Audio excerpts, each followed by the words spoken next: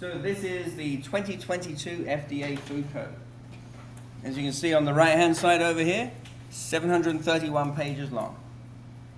So the objective of this class is to give you as much of that 731 pages of information that was written by scientists and lawyers that's kind of a bit on the dry side. We've translated it into more human speak so that hopefully that way it'll be a little easier for you to be able to absorb. But just understand there is a significant volume of information. If you're ever looking for more details on any questions you have, it's like an encyclopedia. And I know we don't use encyclopedias that much these days, but it's all set up so that you can search for things in there very efficiently. So just be aware, that's what we're pulling. All of this information comes from the FDA Food Code, and 2022 is the latest version. So where do we start? So this is all about the Certified Food Protection Manager certification. So that puts you in a position where you can be the PIC, the person in charge. So when you're the person in charge, that's the person that the health inspector is going to ask for. They're going to ask for that person to come over and ask them questions about what happens when someone's sick, what happens when some laws are not regulated properly and we may have food that becomes dangerous to eat. What happens to all these things? And we as PICs, as people in charge, need to have the knowledge to be able to say, then we do this or we do that. Everything is black and white. There's no gray when it comes to food safety. None of this is going to be covering food quality. Because food quality, say if I have a ham sandwich and it's kind of dried out on the edges, the bread's not particularly great. But the fact is, as long as the actual ham that's inside that sandwich and everything else to do with that sandwich is safe to eat, that's the only thing we're worried about with this. So that's where the exam can become kind of tricky because it starts making you question the quality of it. Remember, it's not about the quality, it's about the food safety with all of this. So we start chapter 1, handling food safety. So our learning objectives with this, we're going to look at the importance of personal hygiene and proper hand washing, identifying ready-to-eat RTE foods and the rules for bare hand contact, and then applying glove and hair restraint requirements that we have in our kitchen, and then determining when to restrict or exclude staff when they are unwell. So why does any of this stuff matter? So pathogens, which are the bad bugs, right? So that's bacteria, molds, viruses, fungi, all of those things that can enter into our food that can make us sick. Those are the ones we call pathogens.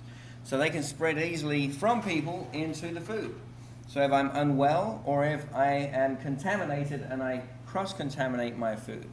We have to be very careful with high-risk groups. So the highly susceptible populations, you're going to see it abbreviated as HSPs. So those are the highly susceptible populations, the very old, the very young, and immune-compromised individuals. We're going to get more into those details in a little while.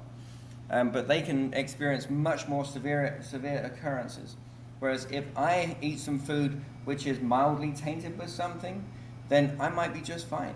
Or I might have a slightly upset stomach. Someone in the HSPs may find it to where it could even be deadly. And that's why we have to pay close attention to them. Consistent hand washing and illness control are non-negotiable in our industry. So personal hygiene basics. We have to arrive at work clean and bathed and in our outer clothing. It is preferable that we don't wear our uniforms outside. So sometimes there's a good number of businesses these days, they don't have changing facilities. So what do? Well, I can at the very least not wear my apron when I'm outside. I don't have to be wearing that hat when I'm outside. So at least my outermost garments of my kitchen uniform don't have to be outside gathering up any dirt just from walking through the air even outside. Fingernails must be short, no polish, no artificial nails unless if gloves are worn. Right, that's what the FDA Food Code says. If you have artificial or painted nails, you must always have them gloved up anytime you're coming in contact with food. Any food, not just ready to eat food, because these things can splinter off and break off and go into food, and those are now physical contaminants. So only a plain wedding band is allowed on the hands and arms. So you can have exactly what I have, right? No bangles, no wrist jewelry, no other rings, no other big rocks on your fingers, anything like that. No smoking, no vaping, no gum, no tobacco products at all while you're handling food. We don't want things to drop out of your mouth into the food and be physical contaminants. The other thing is, if you're smoking, your hands and your fingers go up and touch your mouth, right? And then now your hands are contaminated. So we have to make sure that any of those kinds of bad habits are always done outside of the kitchen and in designated areas. So hand washing procedures. How do I wash my hands? Well, you guys do this all day, every day, right? But here are some specific details with statistics you may not have remembered. So we have to wet our hands in the first place with warm 85-degree or higher water. That's critical there. Why do I have 85-degree or warmer water? It's pleasant. It's pleasant, yes, exactly. It feels good. So I'm more likely to do it for longer. It's right in the middle of the temperature danger zone. In fact, it's right in the middle of the most dangerous part of the temperature danger zone.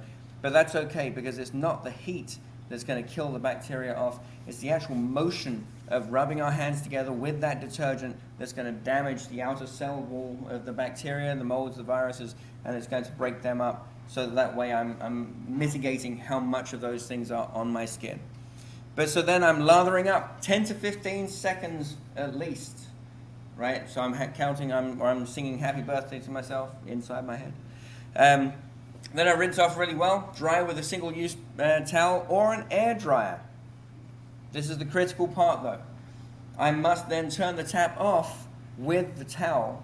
So if I have automatic taps, then I can use a hand dryer. If I don't have automatic taps that are operated with a pedal or a knee tap or something like that, then I must have paper towels so I can turn the tap off and not recontaminate my hands. Okay, that's critical. So when do I have to wash my hands? So before food prep or putting on gloves in the first place. So that would really be when I'm walking right into that kitchen. Every single time I walk into that kitchen. And then before or after using the restroom, touching your hair, your face, and your skin, coughing, eating, on the phone, right? Cell phones, as we've talked about, are filthy. We get up in the morning, we have a shower, we put clean clothes on, we pick up our filthy cell phones.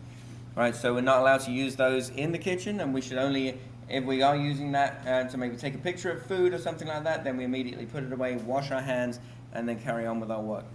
And then when switching from raw or ready-to-eat tasks, we must wash our hands. And then after handling trash, cleaning, or any service animals. So when would we have a service animal in the kitchen? Well, the answer to that would be never. We would never have any animals apart from dead ones we're about to cook in our kitchen. Like, we're not allowed even service animals in our kitchen. But the fact is, though, in our restaurant, it's perfectly okay to have a service animal. It's quite legal to have a service animal with people, with certain customers who require them. But if we go out into the dining room and we happen to make a fuss of that service animal, and we touch that service animal, we must make sure we wash our hands afterwards. Okay. All of these things are critical when it comes to washing hands. Hand antiseptics. What's another name for a hand antiseptic? Yes, exactly. It's just a fancy name for hand sanitizer. So those generally alcohol-based hand sanitizers are good for extra. They do not ever replace washing hands. So the motion of actually washing our hands, rinsing our hands, drying our hands, turning off the tap with a paper towel, that is what cleans our hands. If you want to, after you've done that, and that's the only time that this is allowable, after you've done that, you can then use hand antiseptics or hand sanitizer. But there's no real point to it then, right? I've already washed my hands. But that's the point. The FDA Food Code does not believe that just using hand antiseptics or hand sanitizer is sufficient enough for when we're working with food, okay? It's an extra if you want to do an extra. So ready-to-eat foods are eaten without further cooking or washing. Right? So that could be all sorts of things like lettuce, tomatoes. Once they've been washed, are now ready to eat. My ham that's sitting up at the top of my refrigerator, cheeses, all of those things, all ready to eat. So never touch exposed ready-to-eat foods with bare hands. Always use gloves, tongs, deli tissues, utensils, all of those types of things we always use with ready-to-eat foods. Bare hand contact, it should only happen if it's a validated cook step that's going to follow. Well, what does that mean? If I know I'm going to cook it. So what kind of a ready-to-eat food would I go and cook? Cheese, right? Exactly. I mean, maybe on top of pizza, right? So some vegetables could be the case as well, right? So if I'm handling that cheese, I've got to be really careful with this, because that last step there, bare hand contact, should only happen if it's if there is a validated cook step that's going to follow. So if I have a large 5-pound bag of cheddar cheese and I'm using that to go onto sandwiches and I'm using it to go on pizza, then I shouldn't be dipping my hand straight into that 5-pound bag of cheese. I should be pouring that out into a separate container, one that I use for pizza, which technically is no longer ready to eat because I'm going to put it on the pizza and fire it up under a very hot oven. But then the other that is ready to eat that I would separate out, that's only going to be used on sandwiches. Okay? Protective coverings. So we use several. So we have gloves. Our gloves are single use. We discard them when they're torn, soiled, or the task changes. We do have some cut protective gloves as well. They're a cloth glove with Kevlar threads running through them that protect you from getting cuts on various pieces of equipment we have. If I'm using something like that, that is not properly washable to the extent where I can come in contact with food. I should be putting a single-use glove over the top of that as well. Right, so we should always, anytime I'm going to put my hands in contact with ready-to-eat foods, I must glove up, single-use glove. Hair restraints, so I've got to use hats, nets, or an equivalent, some kind of a hair covering that encapsulates all of my hair. We should never be washing or reusing those single-use gloves. They're called single-use for a purpose. Personal eating and drinking in the kitchen. So if I'm working in the kitchen, then I should be drinking only from a closed, lidded container, preferably with like a straw. It's very important. It must have a firm fitting lid, and it has to have a straw that I don't have to come in contact with my hands. It must be that I can just pick up that drink, take a sip, and put it back and not contaminate my hands. If it has a flip lid that I have to literally flip up near to the area where my mouth comes in contact with it, then that's going to mean that my mouth could have come in contact with an area that I'm now touching. I would then have to stop what I'm doing, take off my gloves, wash my hands, dry my hands, put on new gloves to go back to work. The idea of this is so that I don't have to stop work, but I don't contaminate my hands. Okay, it's very important. So we have no eating in our prep areas, because if we're eating, then the chances are we could come in contact with other foods we're preparing, and we could contaminate them. If we're tasting foods, then that's permissible, but that utensil should be clean and it should be used once, no double dipping, right? So it can only be used once, and then either if it's a stainless steel spoon, then it can go through the wash, rinse, sanitize, or if it's a plastic spoon, throw it out. But we don't double dip to contaminate our foods. Illness reporting, very important. When you, as people in charge, as the PIC, you must make sure that all of your staff are aware of the kinds of illnesses that could happen to them where they have to call out. They cannot be in contact with food, or I might be able to just, instead of just excluding them entirely, I may be able to have them step aside and do some other work tasks that don't come in touch with food or food contact surfaces or with equipment, right? That can be kind of tricky in some places, but some businesses might be able to do it. So the things that must be reported: vomiting, diarrhea, jaundice. What's jaundice? Yellowing of your eyes and your skin and your hands. Yep, right, exactly. Yellowing around the whites of the eyes, yellowing around the gills, and yellowing under the fingernails. That is indicating jaundice. My liver is in trouble. And that's a personal illness that could really be very bad, but it also indicates something that's very easily transmissible through food as well. So then we also have sore throat with a fever. Right, so it's not one or the other, it's sore throat with a fever is indicating that there's something that could be passed on through food, And then infected wounds that aren't properly covered up to be able to work with food, because we might then contaminate foods. The person in charge must either restrict or exclude as they're required. So we have to maintain written policy and documentation on this too. When you are hired to work, or if you are hiring people to work for you in the industry, and they're going to be working with food or food contact surfaces in any way, they should be trained. They should be trained to know any of these illnesses, they shouldn't come to work, and on how to be safe personally with your personal cleanliness. You should have them sign a document to indicate that they understand that training as well. Right? That's a very important thing that they should do. That's part of our maintenance of our policies and our documentation with that. So when a health inspector comes in and they ask Billy, hey Billy, so what do you do when you're sick? I don't know, I just come into work, I just work. Well, that's not the right answer, right? And if the health inspector then comes to you as the PIC, and they say, so you have a gentleman, Billy, he feels that he needs to still come into work when he's sick, is that correct? Then you say, obviously no. Well, he thinks it is. Has he been trained? That's where you have that documentation. So you can pull that documentation out and show, well, they did go through the training, they signed to say that they do know this, so that may be a personal issue that they need to change that. All right, so do I exclude or restrict? So there's a few different scenarios that can happen, and we have to figure out which one is which. So vomiting and diarrhea, it's coming out violently both ends. Got to exclude. They've got to go home. There's just nothing to be done about that. Jaundice, for less than 7 days, or then you're going to exclude, and you're going to be notifying the local authorities as well. That individual needs to go get medical treatment. If you ever see someone with jaundice, for their personal safety, their long-term safety, they need to go see a medical practitioner, and this needs to be reported to the local authorities. They're probably going to have to trace it back, because you can have it where you are under this illness for quite some time before you actually get sick. So it's a very serious thing. But you are only allowed to return per medical approval.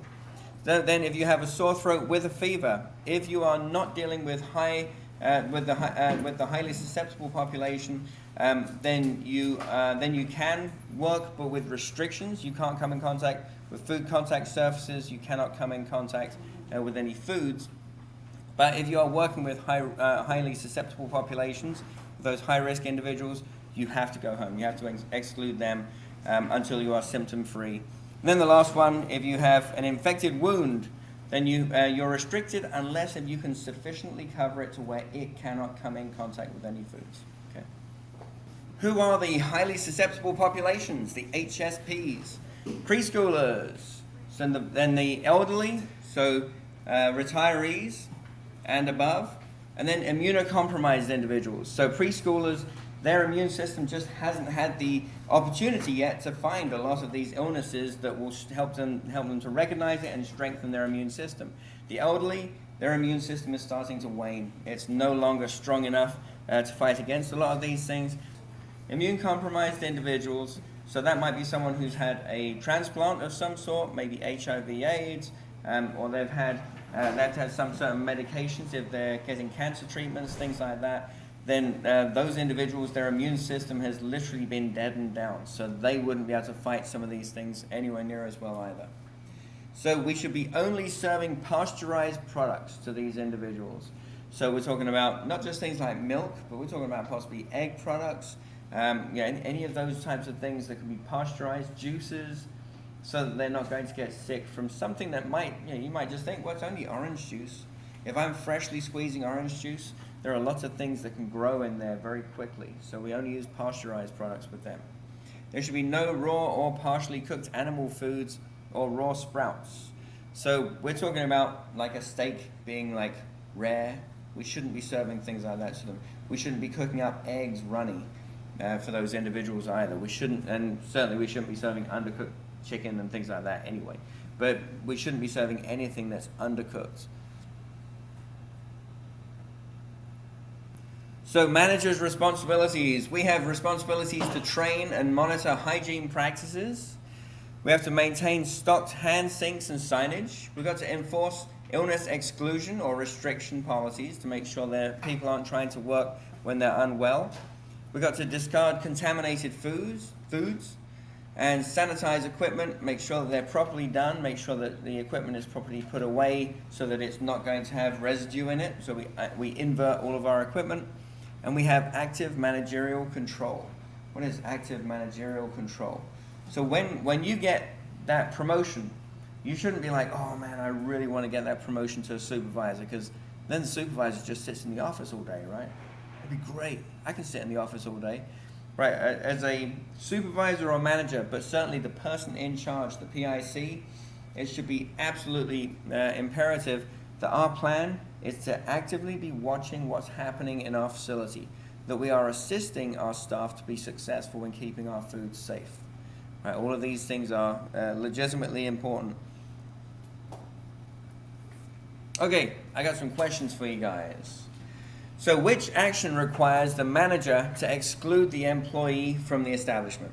Is it sore throat with a fever in a restaurant with not HSPs as the population? Vomiting twice during the shift? Small cut on the finger with a bandage and a glove? Or wearing nail polish whilst gloves? It is B, yes. So vomiting twice during the shift, you gotta go home. There's no way, you just can't stay.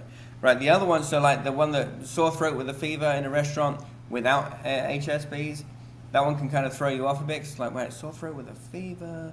But if they do have HSPs, say if I had a restaurant in an elderly retirement home, then I wouldn't be able to have that person stay. But if it's just in a regular restaurant, it is okay, but not directly handling food. I have to exclude them from, or I have to restrict them from doing anything with food, food contact surfaces, or equipment. Right, so say if you have like a cashier or something like that, they could be working on that. They could be working on other tasks. Hand washing water must be at least 70, 75, 85, or 100. 85. Nicely done. Yep. At least 85 degrees feels good. Bare hand contact with ready-to-eat foods is permitted only when? Is it when gloves are unavailable, hands are washed immediately after, a valid cook step follows, or ready-to-eat food is served to the family?